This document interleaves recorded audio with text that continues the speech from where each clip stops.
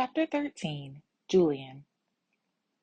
Julian couldn't quite believe how much his life had changed since he left his notebook in Monica's cafe 5 weeks ago.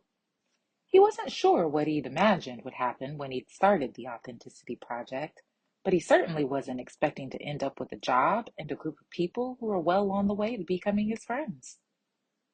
He'd walked round to the Admiral's gravestone last Friday, as usual, with his bottle of Bailey's, and as he'd approached, he thought his mind was playing tricks on him.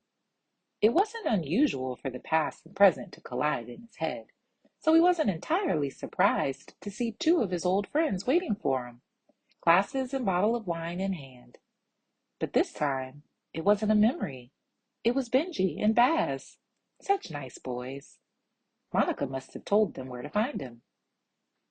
He realized that he had had a slight spring in his step, where until recently there'd only been a shuffle. Where was it now, he wondered, that little book that had caused such a transformation? Had his project ground to a halt so soon?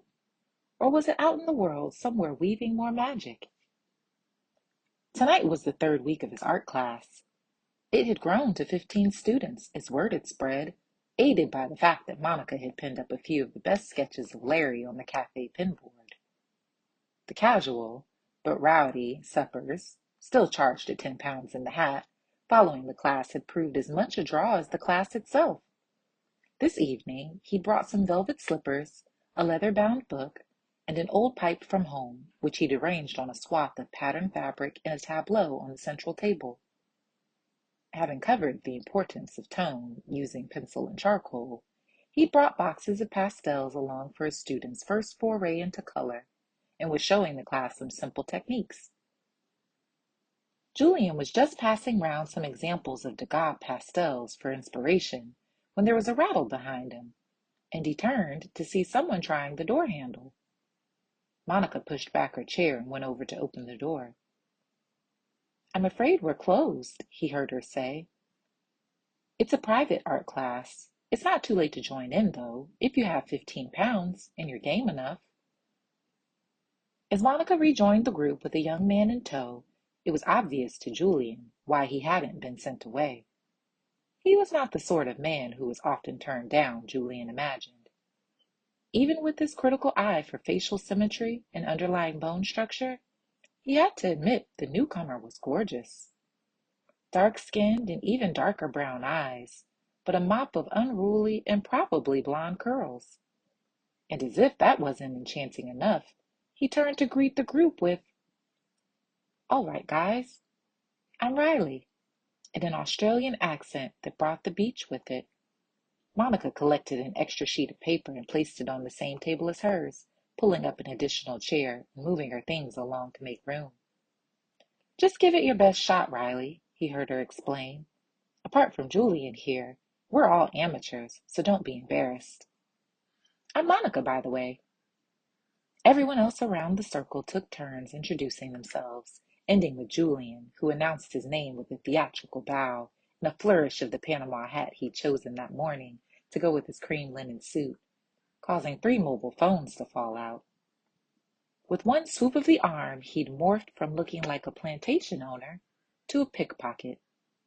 Julian had noticed how each new entrant to the class changed the dynamic and the mood of the whole group, like mixing a new color onto a palette.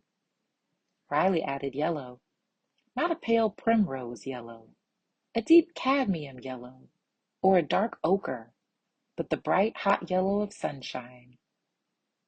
Everyone seemed a bit warmer, more animated.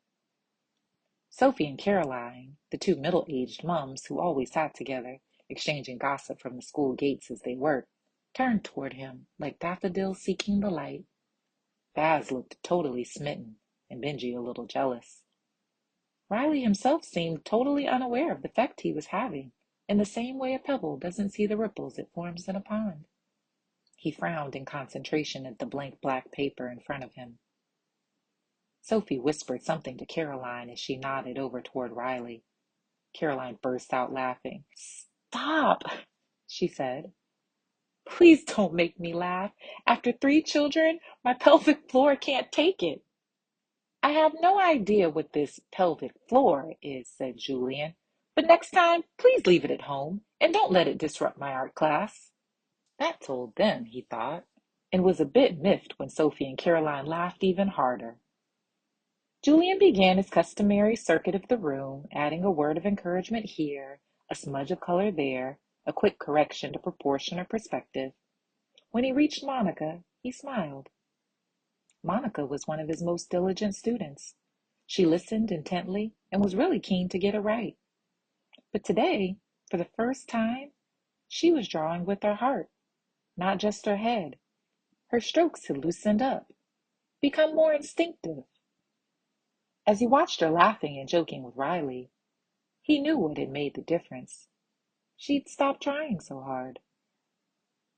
Julian wondered for a moment whether he might just be witnessing the start of a romance, a grand love affair, perhaps, or just a brief interlude.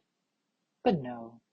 One of the benefits of being an artist is that you spend so much time watching people, looking not just at all the shades and contours of their faces, but into their souls. It gives you an almost uncanny insight. You gained, particularly when you got to Julian's age, the ability to read people and know how they were going to react. Monica, Julian could tell, was far too independent, too driven and focused to be distracted by a pretty face. She had loftier ambitions than marriage and babies. That was one of the things he admired so much about her. Even back in his heyday, he wouldn't have made a play for Monica. She would have terrified him. Riley, he surmised, would be wasting his time.